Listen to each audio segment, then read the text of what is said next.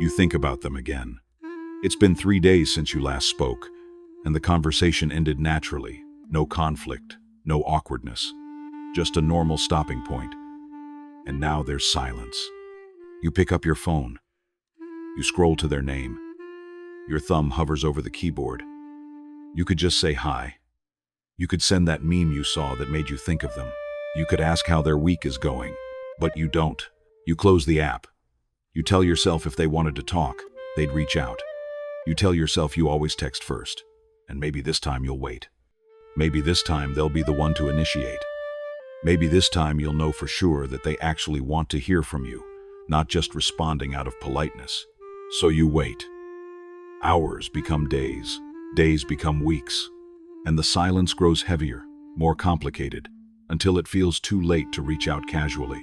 Now it would require an explanation, an acknowledgement of the gap, so you don't send anything at all. And somewhere beneath the justifications, beneath the pride and the strategy, there's a quieter truth you don't want to face.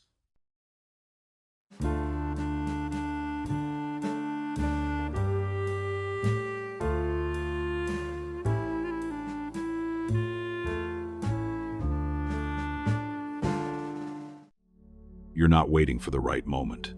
You're terrified of wanting someone more than they want you, and not texting first is how you protect yourself from ever knowing for sure. This is about the people who wait. This is about the psychology of never texting first. You've always been this way, even before texting existed. In school, you'd wait for others to invite you rather than suggesting plans. At work, you respond to emails but rarely send the first one unless absolutely necessary. In relationships, romantic or otherwise, you wait for signs of interest before showing yours. You've built an entire relational style around one core strategy: never reveal that you care first. On the surface, it looks like aloofness, like you're busy, independent, unbothered by whether people reach out or not. Some might even call it confidence. But you know the truth. It's not that you don't care. It's that you care so much that you can't risk being the one who cares more. Because when you text first, you reveal something. You show your hand. You demonstrate that you thought about this person without being prompted to, that you wanted connection without being asked for it, that you, in some small but undeniable way, need them. And need, you've learned, is dangerous. The psychologist John Bowlby developed attachment theory studying how children bond with caregivers. He found that our earliest experiences of reaching out, and whether those bids for connection were met or ignored, shape how we approach relationships for the rest of our lives. Some children learn that reaching out brings comfort. Others learn that it brings inconsistency, rejection, or nothing at all. If you never text first, somewhere in your history, reaching out didn't feel safe. Maybe you were the kid whose excitement was met with indifference, the one whose needs were treated as inconvenient, the one who learned that wanting attention made you vulnerable to disappointment. So you adapted. You stopped reaching. You waited to be chosen instead of risking the pain of not being chosen. And that adaptation, that protection mechanism, followed you into adulthood. Now it lives in your texting habits, your friendships, your romantic relationships. You're still that child waiting to see if someone will notice you're there before you allow yourself to fully show up. This is the first layer. Not texting first isn't about logistics or busy schedules. It's about protection, about controlling the one thing you can control in the uncertain landscape of human connection, whether you'll be the one left wanting. Think about how it feels when you do text first. Those rare times when you override the resistance. You send the message, and immediately your nervous system activates. You're aware of your phone in a different way. Time moves strangely. 5 minutes without a response feels like an hour. You start creating narratives. They're busy. They're not interested. They saw it and are deciding whether you're worth responding to. Each minute of silence confirms what you feared. You wanted this more than they did. And if they do respond, there's a new anxiety. You analyze the tone, the speed of reply, whether they asked a question back or just acknowledged what you said. You're looking for proof that your reaching out was welcome, that you're not a burden, that they're matching your energy. You're doing complex mathematical equations of reciprocity, trying to calculate whether this interaction is balanced or whether you're once again over-investing in someone who sees you as optional. It's exhausting. And it's precisely why you don't do it. When you wait for others to text first, you spare yourself this entire psychological ordeal. You never have to wonder if you're wanted because they demonstrated want by initiating. You never have to calculate reciprocity because you're only responding. You never have to feel the particular shame of caring about someone who might not think about you at all. But here's what this strategy costs you. By never texting first, you never really know who would show up for you if you asked. You never discover which friendships could deepen if you made the first move. You never find out if that person you're interested in might actually be waiting for a sign that you're interested too. You think you're protecting yourself from rejection, but you're actually guaranteeing a different kind of loss. The loss of connection that could have existed if you'd been willing to risk wanting it. The philosopher Søren Kierkegaard wrote that anxiety is the dizziness of freedom. We're anxious precisely because we're free to make choices that matter, choices that could lead to pain or beauty or both. Not texting first is an attempt to eliminate that dizziness, to remove your freedom to choose connection, and instead wait passively for connection to choose you. But in eliminating the anxiety of choice, you also eliminate the possibility of genuine intimacy, because intimacy requires vulnerability, and vulnerability requires someone to go first. This is the second layer. Not texting first feels like safety, but it's actually a cage. You're protected from rejection, but also from real connection. And the longer you stay in that pattern, the more you convince yourself that anyone worth knowing will pursue you, and anyone who doesn't isn't worth your time. You start to notice patterns in your relationships. The people in your life are mostly initiators. The friends who always make the plans, the partners who always reach out first, the colleagues who check in without being prompted. You've surrounded yourself with people willing to do the emotional labor of bridge building. And at first, this feels validating. See, these people care enough to reach out. These are the ones who really want you in their lives. But over time, something else happens. You start to resent them. Not consciously, not in a way you'd admit. But there's a quiet bitterness that builds. Because when you never initiate, you never feel truly chosen. You don't know if they're reaching out because they genuinely want to connect, or because they're just being polite. You don't know if you matter to them or if you're simply easy to include. The very thing you wanted, to be pursued, starts to feel hollow because you can't trust it. After all, maybe they just text everyone first. Maybe you're not special. Maybe they'd reach out to anyone who responded. This is the paradox. By waiting to be chosen, you make it impossible to feel chosen. Because being chosen only feels real when you also did the choosing. When there's mutuality, when both people are saying through their actions, I want you in my life. But you've removed yourself from that equation. You're only ever responding, never declaring. So the relationships you have, even the good ones, carry a weight of uncertainty. You're never quite sure you matter. And here's the darker part. Sometimes the initiators in your life get tired. They start to wonder why it's always them reaching out. They start to question whether you actually care or if you're just being polite by responding. And eventually, some of them stop texting first too. And when they do, the friendship just ends.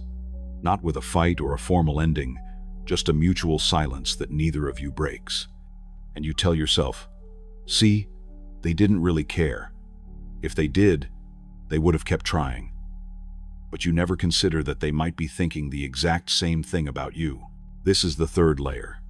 Not texting first doesn't just protect you from rejection, it actively sabotages the relationships you claim to value, because connection requires maintenance from both sides. And if you're only ever waiting, you're not maintaining, you're testing. And eventually, people fail your test, not because they don't care, but because they're tired of being the only one trying. There's a specific loneliness that comes from this pattern.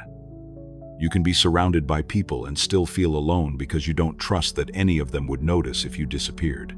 And you're right not to trust it, because you've never given them evidence that you'd notice if they disappeared either. You tell yourself you're independent, that you don't need people the way others seem to, that you're fine with solitude. And maybe some of that is true, but underneath the independence is often a deep, unmet need for someone to want you so much that your lack of initiation doesn't matter.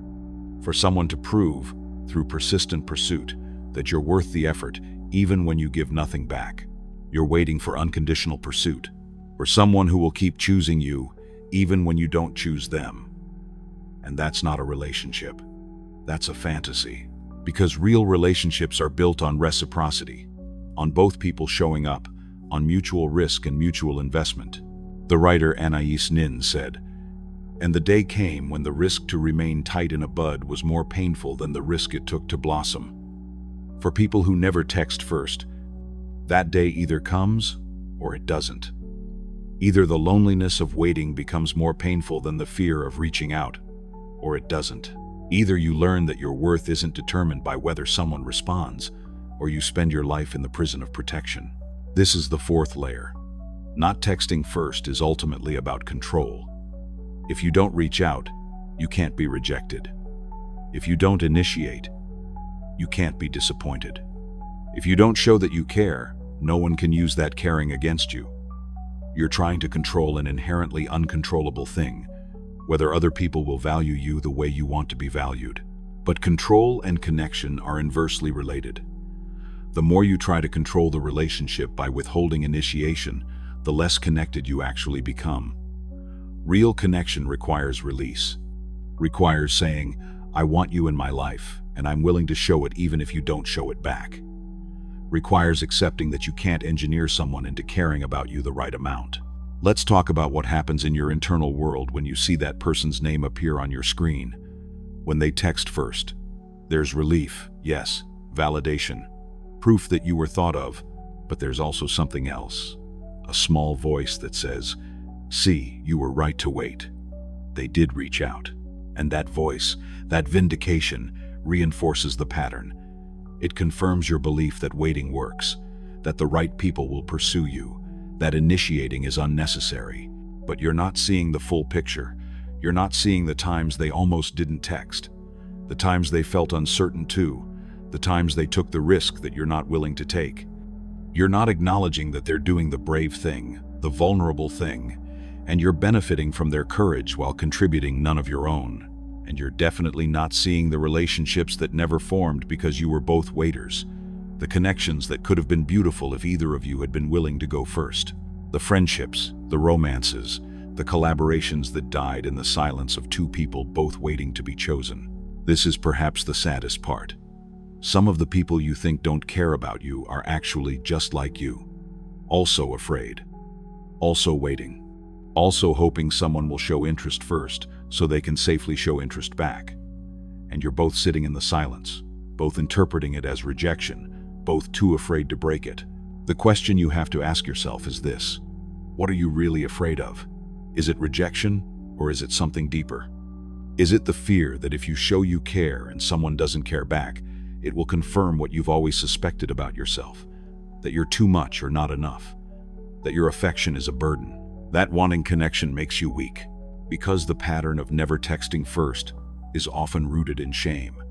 Not just about rejection, but about desire itself, about having needs, about wanting people. You've internalized the message that neediness is unattractive, that dependency is weakness, that the person who cares less has the power. And so you perform not caring. You play it cool. You wait. You protect yourself from being seen as desperate or needy or too eager. But in that performance, you also make it impossible for people to know the real you, the one who does care, who does think about them, who would love to connect but is too afraid to say so. What would it mean to text first? Not once in a while when you absolutely have to, but regularly, freely, without apology or justification. What would shift in you if you decided that wanting connection isn't something to hide?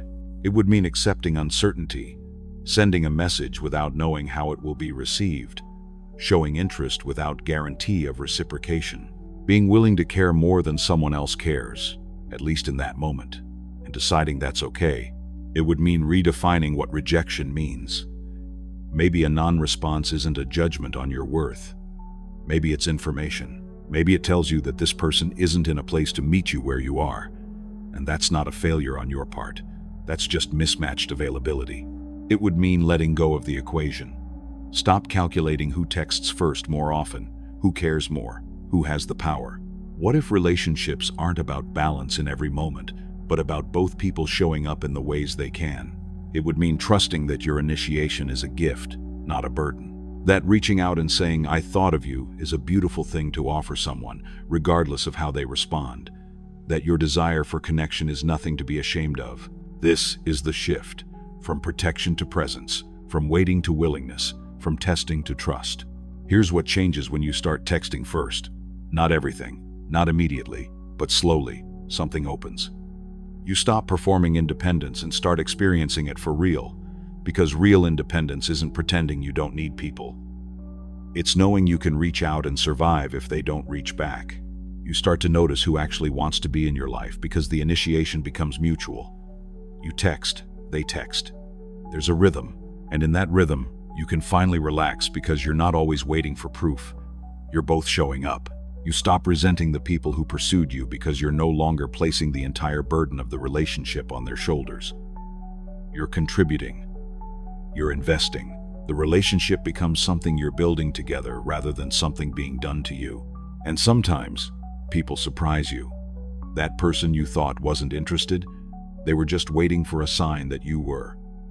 That friendship that felt one-sided, it balances out when you start initiating too.